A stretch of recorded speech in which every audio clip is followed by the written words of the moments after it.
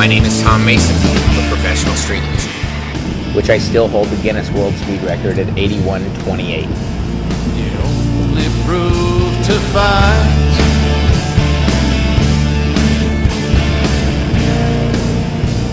You only die to be free.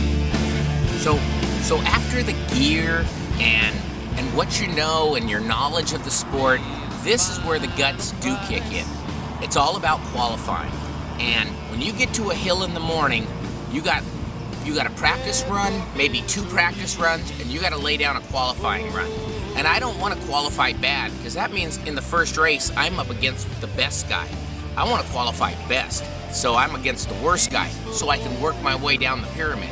So the key is know the hill, show a little bit of guts, and qualify good. So now the dark side of street luge. What a lot of people think about, and the main reason either people don't do it or they leave pretty quickly once they get scared. Had a long list of friends that were hurt.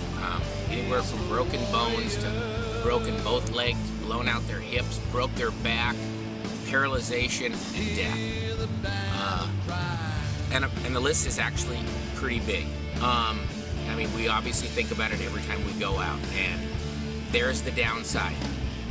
There's probably the reason why most of us finally quit, because there's just a time that you just think, man, I've been playing with the odds this long, it's just time to maybe step back.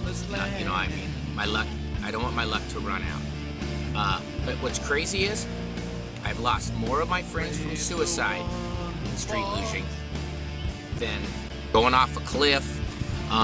I think what happened was the X Games and all that, it brings a sense of money and fame, and a lot of the young guys can't handle it. When the sport starts to die out, or all of that popularity and patting on the back is gone, they get this crazy feeling and unbelievable. I mean, I can't tell you how many guys have blown their brains out and hung themselves in motels. And I mean, that list is pretty long, and it's pretty unbelievable. These are 25-year-old guys that were, that were stars, and all of a sudden, they got little kids, and they just get married, and they're killing themselves. Do I want my kids to do the X Games? Not at all. I watched a generation of young kids make history, and it was so heartwarming and so unbelievable. But I also watched a generation of kids pushing the envelope until it eventually took their life. And watching this and nurturing this with my own children, that's probably why my children were swimmers and cheerleaders, and my son's one of the best gymnasts in the world. And I'm still a guy that conventional sports are where it's at. It's not worth a kid losing his life to be able to do a triple back on a snowmobile. I mean, it's insane. I mean, okay, a trained stuntman that's going to get paid a lot of money, and he's going to sign his life away for that risk. We all do it for the movies, but you know what? That's our job. For a kid to make that decision when he's 12, to me, is insane.